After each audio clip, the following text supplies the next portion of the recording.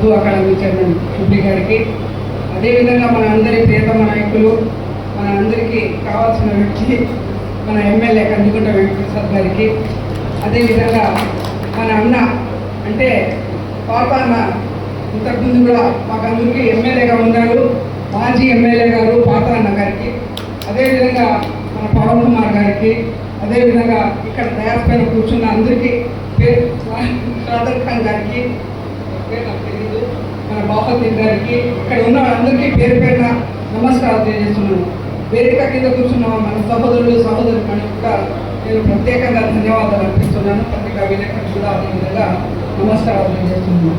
ఈరోజు మన తెలుగుదేశం పార్టీలో ఆవ ఉర్దూ శిక్ష అనేది కొత్త కార్యక్రమము మన ఉర్దూ అకాడమీ చైర్మన్ గారు తీసుకొని వచ్చారు.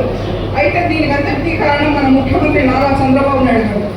ఎందుకంటే ఇప్పటి నుంచి కాదు, మన తెలుగుదేశం పార్టీ అంటేనే ముస్లింల కోసం రెండు కళ్ళలా భావించి ముస్లింలకు ప్రత్యేకంగా ఫైనాన్స్ కార్పొరేషన్ అయితేనేమి, అదేవిధంగా ఆ రోజు నుంచి ప్రత్యేక దుంపలు అనే కార్యక్రమం అయితే, ఇలాంటి ప్రత్యేకంగా ముస్లింల కోసం కార్యక్రమాలు చేసి వాళ్ళకు ఇండ్లు కానీ, అదే విధంగా రేషన్ కార్డుల పైన లోన్లు కానీ ఆ రకంగా ఇచ్చి ఆదుకున్న మహానాయకుడు మన ముఖ్యమంత్రి నారా చంద్రబాబు నాయుడు గారు అని చెప్పేసి ఈ సందర్భంగా నేను తెలియజేస్తున్నాను.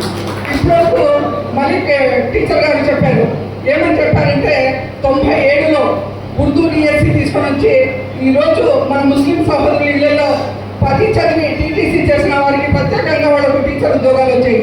అయితే ఒక ఇంటికి దీపం అన్నట్లు ఒక్కొక్క ఇంటిలో ఒక్కొక్క ఉద్యోగస్తులందుకు ఈరోజు వాళ్ళ ఇల్లు చాలా సుఖ సంతోషంతో ఉంటాయి అని కూడా నేను భావిస్తున్నాను.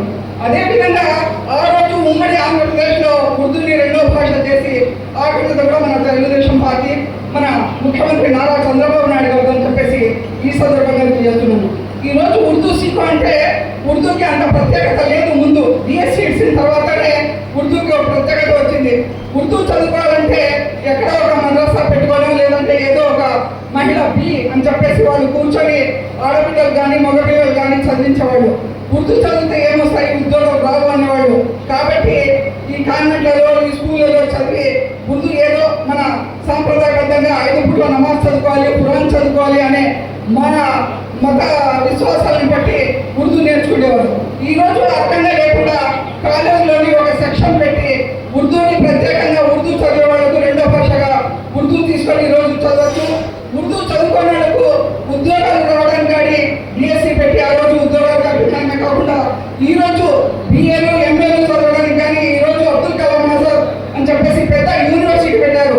అదేవిధంగా ఈరోజు కర్నూలులో కూడా ఒక యూనివర్సిటీ స్థాపించడానికి అన్ని ప్రయత్నాలు జరుగుతున్నాయి.